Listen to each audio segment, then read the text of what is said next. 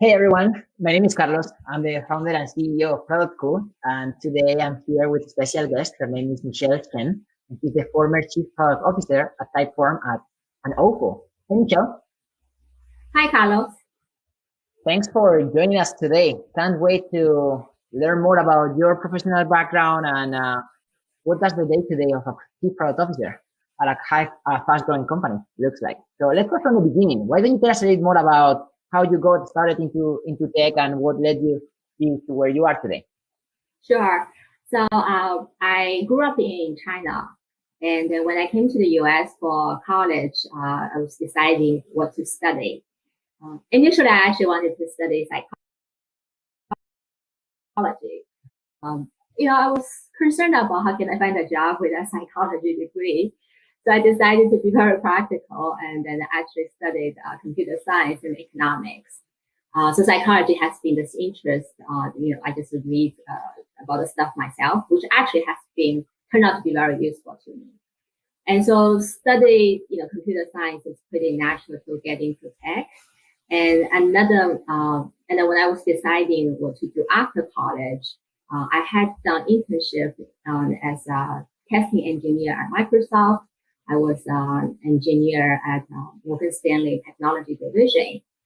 And then I realized I didn't have the magic with coding. So this is when I had the opportunity to join Oracle as a product manager. And so I went to the other side. And so since then, I've been pretty much stayed in product management, except I would say two detours, which were very useful to me. The first time was after business school, Stanford Business School, I joined SAP and then did a sales rotation where I also got to work in Germany, in Singapore, and then also in Palo Alto, headquarters of SAP America. Actually, no, it's not. Anyway, and so the sales rotation about a year and a half was actually very useful to me. Realizing product alone is not enough. You need to figure out how to sell it. So that's the one time I didn't do product management. And the second time was when I did my own startup. I was a product manager and the engineer, so in some ways I did do product management. And so besides those two experiences, which were very useful, valuable to me, I pretty much stayed in product management, worked in different industries and in different locations. And my last company, Typeform, was actually from Spain, and I really enjoy working over there as well. So I would say pretty much, pretty typical study computer science and then become a product manager. Well, I like to ask this question because for us, sometimes we think that what we do is kind of like the most standard way. But to be honest, like I've had a lot of guests in the podcast, and I can tell you that your background is pretty unique in the sense that you liked psychology first, you got into tech through engineering, which yes, I also come from an engineering background. But then you became a manager, and then you did a couple of rodeos in sales. And I think that is great because, as you said, it's not just about building a product; it's really understanding the user and knowing how to distribute your product. So I always say that sales is a very underrated skill for non-sales people. Yes, so, totally agree. In fact, it's very important. Yes. So now, I mean, I want to know, digest a bit more about what is a chief product officer, because not so long ago, this wasn't that popular. I've seen a lot of product leaders that used to report to a chief marketing officer or maybe a chief technology officer, but now we see more and more companies adopting a chief product officer at the highest level. So what does the day-to-day of a chief product officer look like? Yeah, so first of all, you're absolutely right. I've also noticed myself there is overall more chief product officer, either jobs and then people with that position, which is a great thing because it shows that the product is really the core of our business. And in terms of what my day-to-day was like when I was the chief product officer, it depends, right? And every day could be different. When I look back, I would say I probably spent like a third of my time doing one-on-ones, like private meetings, individual meetings. I was doing one-on-ones with people who reported to me directly on a weekly basis. I also did weekly one-on-one with my peers, like the chief, the CP, the CTO, of course my boss, the CEO, the CFO, etc. And then also did skip one-on-ones with the people who's reporting to people who report to me directly. And for those, the skip one-on-ones, I used to do this about every 2 months, not scheduled, but every 2 months roughly. And there's another group of people I do one-on-ones. They are the ones who report to my peers. So for example, my peer, the CMO, right, for example, then I actually talk to the people who report directly to him. And I talk to them usually every 2 weeks. Because again, back what you were saying about sales, almost every department in a company is very important. And being a product manager, so much is about, in fact, almost everything is about collaboration. So it's very important for me to know what's going on in the other departments, how they perceive my team, how my team can be, helpful to them, and how they can do better. So that's about a third, about one-on-ones. Another third of my time is about hiring and coaching. And maybe, as we talk about other questions, I won't go into too much about that right now. And then the third part is actually the most fun part, is actually building product. While I no longer be purely like hands-on, but I try to spend as much time as I can to, try the product, talk to customers, think about how to make our product better. Of course, being a CPO, I'm responsible for the product vision, the product strategy, and then I lead the team to do the execution. But that's probably my favorite part, spending time on product. Well, and it sounds refreshing to me, because when I started working as a product manager, and still I think it's true for a lot of people, it's still a very individual contributor role. You spend a lot of time building and not so much time managing, because technically you don't manage anybody. Obviously, as you grow in your career, obviously as a chief product officer, you have a lot of people that report to you, and you move more towards a people manager role than a product manager role. So in your case, I always say that product people fall in love, or have to fall in love, with the problem and not so much with the solution. So what would you say are some of those core problems that you are passionate about solving? Sure. So because I'm not working right now, so I'm not really solving any real problem for real customers. But I can share like 2 problems I've always been passionate about, and it's always in the back of my mind. And maybe I, figured out how I can solve these problems down the road. The first problem that I'm always passionate about is what I call the truth seeking. I always curious, how can we find out the truth? How can we really understand what's going on? Here's an example. When we rent a room from our landlord, right? And then, usually we sign a year lease. And how do we know if the landlord is a pleasant person to live with? But once you sign the lease, you're kind of stuck with this, right? Of course, you can walk away, but it's a huge headache. And so that's one thing. Another example will be when we do interviews of a company, right? Companies by and large, even if they tell you a lot of the truth about the challenge they have, everybody wants to show the best of themselves. So we don't really know the truth either. And then so once we go in, fingers crossed, if things are good enough, that's great. But there might be things that really you don't like and you don't know, right?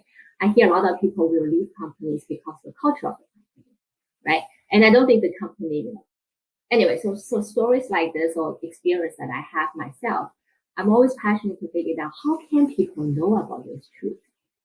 That's the one thing always in the back of my mind.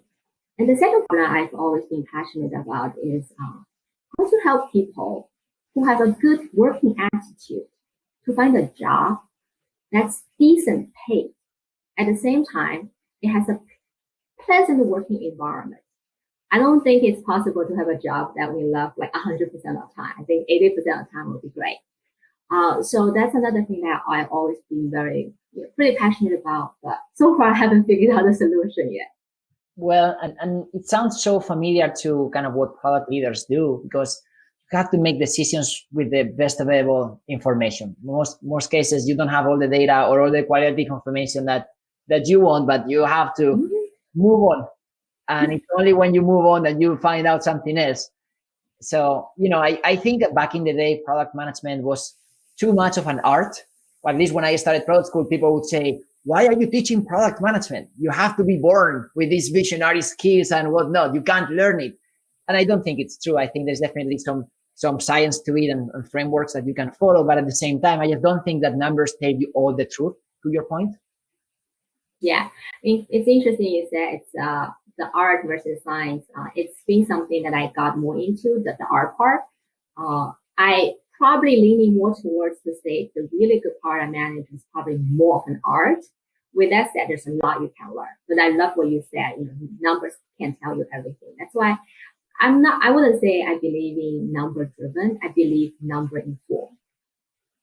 Yep. So what would you say are some of the most important skills that help you grow in your product career? So, first of all, though, I don't really know myself. Okay. So I'll hypothesize it. I think probably, the first one is, I'm a pretty fast learner.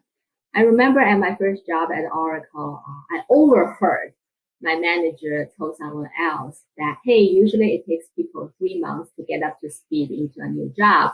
And it took Michelle like 1 month. So probably I'm a fast learner. But with that said, I do think the reason if I am a fast learner, and I think it has a lot to do with my mindset. I have an open mindset, and there's also this mindset called growth mindset that I actually acquired over the years.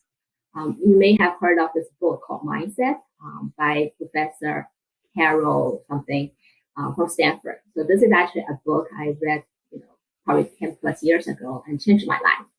And so I believe that having the open mindset and growth mindset probably has helped me to be a fast learner. The second one is something we talked about early on. I mentioned that I've done, a few other things besides product management, including sales. So, and on top of that, I've also actually worked in different industries. I worked in, a large company like Oracle, SAP, the ERP system of the world, worked in fintech, SoFi, Uber, and Ofo, both which are transportation companies.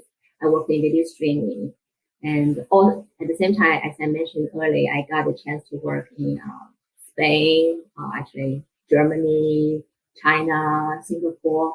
So having all these thoughts, these diverse thoughts, I think it helps me to have what I call pragmatic wisdom. Maybe the wisdom is the one that's in quotes. So that's probably my second strength, is having some pragmatic wisdom. The third one, I'm actually pretty sure. It's about building relationships. And what's special, weird about me is I build good relationship with what I call the doers. Okay, so people who are really focusing on solving the problem, trying to make things happen. I don't do well with. I don't necessarily build strong relationship with the non-doers. But by having a strong relationship with the doers, I believe I get to learn a lot from them and ultimately make things happen. Pretty much in most roles, right? Companies are looking for, or they recognize people who actually get shit done. So if I were to say, these are the 3 skills that probably have helped me along the way.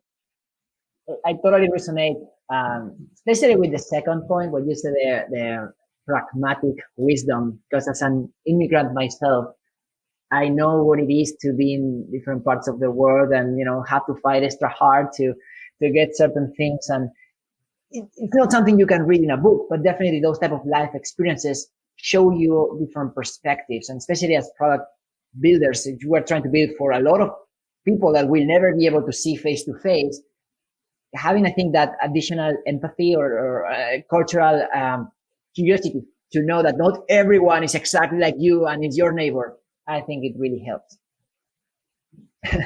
So you also mentioned leadership.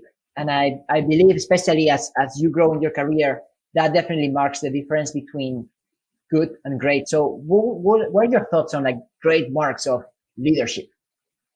Sure. So leadership is actually a very important topic. And I don't know if you know this, I published only one article on LinkedIn, and that's actually about leadership. And I personally learned most of leadership from battlefield, like watching battlefield, haven't been on the battlefield, or play civilization. The strategy came myself. Talking about leadership, I will actually mention the person that I admire the most. His name is Dick Winters. So Major Dick Winters, he's actually the central character of an HBO show called Band of Brothers. And if people who haven't watched that, I highly recommend. I learned so much from this guy. So Dick Winters said he strives to be a leader of 3 C's. It's another, 3 or 4 C's, right? First one is character. The second one is competence. And the third one is courage. And I'm really, I agree with him that character is absolutely the most important one. If I can geek out a little bit, so I've been reading Plato lately, and supposedly either Socrates or Plato said that, to be a good leader, you need to be a good person. And to be a good person, what Socrates or Plato said was, somebody with wisdom and courage and justice and moderation. So I really believe to be a good leader, something you need to be a great person to start with. And that's what I strive to be a good person. The second one about the competence, I think this is the part where not just being a product manager, but just in today's kind of world, we always have to learn. We always need to improve ourselves. There's so much, more tools out there. There are more ways of interacting with people. Being used to we meeting in person talk, and now we all have to be what's this company? Restream, and then Zoom, and then all the different kind of video ones, right? That is another skill we need to learn. So the competence part, and the third one is courage. Courage is the one that I will actually say a lot of times people may not pay attention to, when you're looking at a leader. If somebody can be a good person, a good character, and they have the confidence, they know what to do. But I see quite a few people that they don't necessarily have the courage to do what's necessary. And many times it's about making the tough decision, to do the right thing, but it can be a tough decision. So to me, these are the 3 things that I pay attention to, and hopefully I can find, leaders like this that I can follow myself.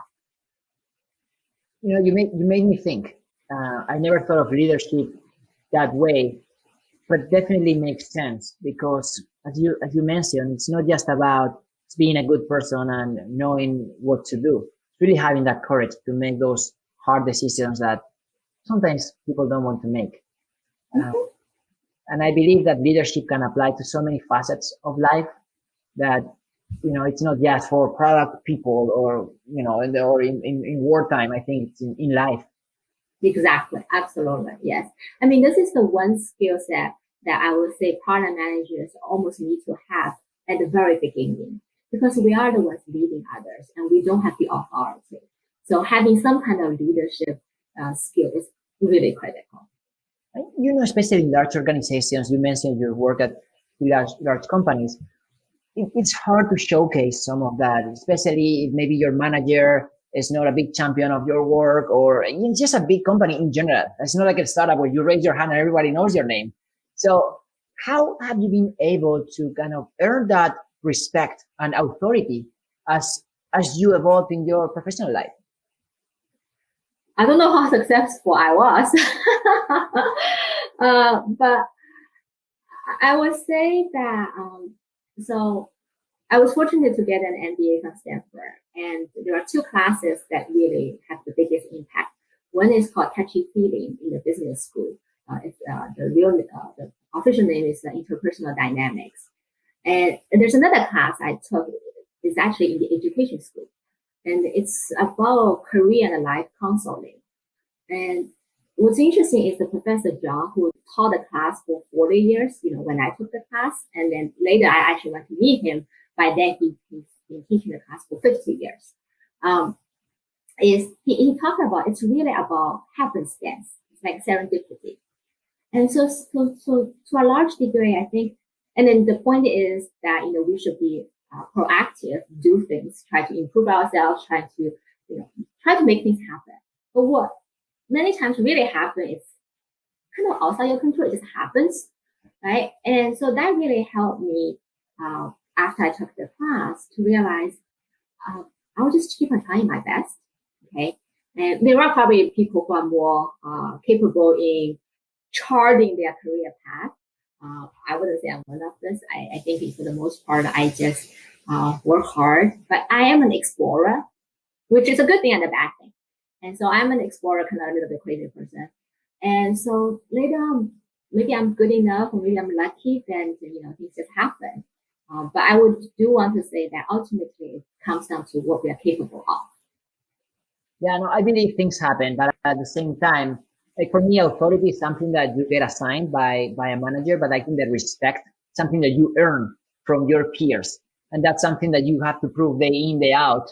So it's more than just serendipity. It's definitely, putting yourself in the line every single day. Otherwise, you may have this fancy title, but just people won't trust you. Yes, yeah.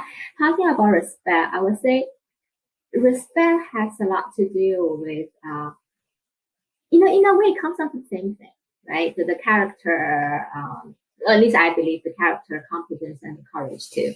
And because people have respect if they believe you are capable and you can lead them. Yeah. I'm going to double click on what you mentioned at Stanford because so touchy feeling, the personal dynamics. It's the founder of that class is my coach, and she's fantastic. Her name is Woman, and she showed me what it is to talk about feelings and not push down those feelings. And the first time I got exposed to that, it was such a revelation. And learning how to be vulnerable and knowing that that is not a bad thing, that brings you closer to others.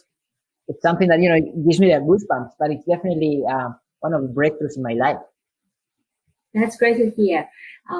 If I can give another shout out to that class, is besides the courage to share the feeling, to me the biggest thing was to have self-awareness. I think that was probably the best thing that happened to me. I start to realize, know more of myself better. And in some ways, by knowing ourselves better, I could know other people better, and maybe I can be helpful to them. Yeah, and it comes from a culture where, as the manager or as the boss, I'm not supposed to show weakness, or I'm supposed to have all the answers, and it's actually the opposite. And I kind of creating that type of collaborative environment where you say, "Hey, I'm not perfect, and I need you for a reason, and let's figure this out together." It's really changes the entire culture of how you go about building organizations and eventually how to build the world. Totally agree. So now, as you continue growing, because I don't think there's stop for learning and for growth in life, what's top of mind for you? What are some of those things that you are excited about learning these days? So with something I'm working, I have lots of flexibility. Recently, I actually read a biography of Da Vinci, and everybody knows about Da Vinci. And what struck me the most is about his curiosity. He's famous for not finishing projects, right? And the Mona Lisa took 15 years to finish. And so partially it is because I have the time. I'm right now really just follow my curiosity in learning. And I'll pick up a book and I realize before I probably want to finish the book. But now it's more like, hey, if there's something in the book that's kind of intriguing, I will take the time to go and then learn about the subject rather than trying to finish the book. Specifically, I'm learning like literature, like as I told you earlier, I was reading about Plato, etc. The one thing I have realized is something that changed, in my life is when I first started working, I was very gung-ho about learning professional things. And how can I be better at doing certain things? Over time, I realized while it's important to learn a particular subject, to be really capable and to have true wisdom or more wisdom, so much is about learning different things. It actually helps one to become better at doing things. So that's one reason that I also kind of just like my curiosity goes like learning here and there, like almost out focused. And it is not focused. But I hope that it actually makes me hopefully smarter. Well, I always say that as product people, we are more generalist than specialist. So I love that sense of curiosity of looking at different things and not necessarily having to be the best at everything, like going too deep if you don't have to, but like really having a general idea of what you want, and then go on to the next thing. That's okay too. Exactly.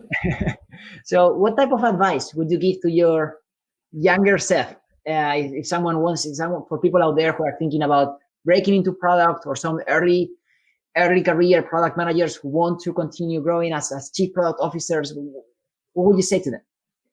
Yeah, I will probably, I like this number 3. I don't think people remember anything more than 3. So I'll have 3 for myself and for them too, for the young. The first one I would say is ask more questions. Okay. And I know people talk about this, but truly, I believe, I wish I asked more questions. I wish, when people say something, even if they agree with me, I would ask, tell me why you agree. Try to really understand the thinking behind this, not just, making a decision, say yes or no.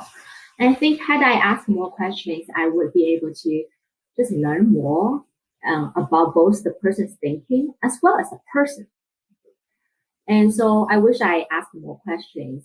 And at the same time, I also think there's this small percentage that by asking questions, maybe we will realize the person who either gave advice or shared an opinion was wrong. Because there's many times people love to say something, to express themselves, but they didn't think it through themselves. So by friendly asking questions, maybe we will help the person realize they're not right. But the most part is to understand things better, understand the people better. So ask questions. If there's one thing people walk away from this 30 minutes, please just remember this, ask more questions. The second thing I'll say is, out of the asking questions, a particular aspect is about feedback. Earlier on, you asked me, what skill I have that made me successful. And honestly, I said, I don't know, right? So looking back, I realized I didn't ask enough about feedback. Many times we ask feedback on how to improve, but we didn't ask enough feedback, or at least I didn't ask enough feedback, what I was good at. And I really believe what we are good at is what makes us better in the long term. So I wish I asked for more, feedback, both strength and weakness early in my life. And the third one is a little bit cliche. Is right. I wish I wrote things down more early in my career, and it would have probably helped me in thinking through. It would have helped me in communicating with other people, because what we say, people may not understand each other, and it's easy to forget, and there's like disconnect. So the last thing I would say is right. It's so, and you're making me think a lot, because now it comes to mind this the Johari window. When they say that there are like different dimensions, and then a version of yourself, but there's a version of yourself that others see that you don't know. So if you don't ask, or if they don't say, then you'll never know exactly what are some of the blind spots that we have. Mm-hmm. Exactly. Yeah. Well, it's been a pleasure to chat and learn from you, Michelle. Thank you so much for your time. The pleasure is mine. Nice meeting you then. Okay, take care.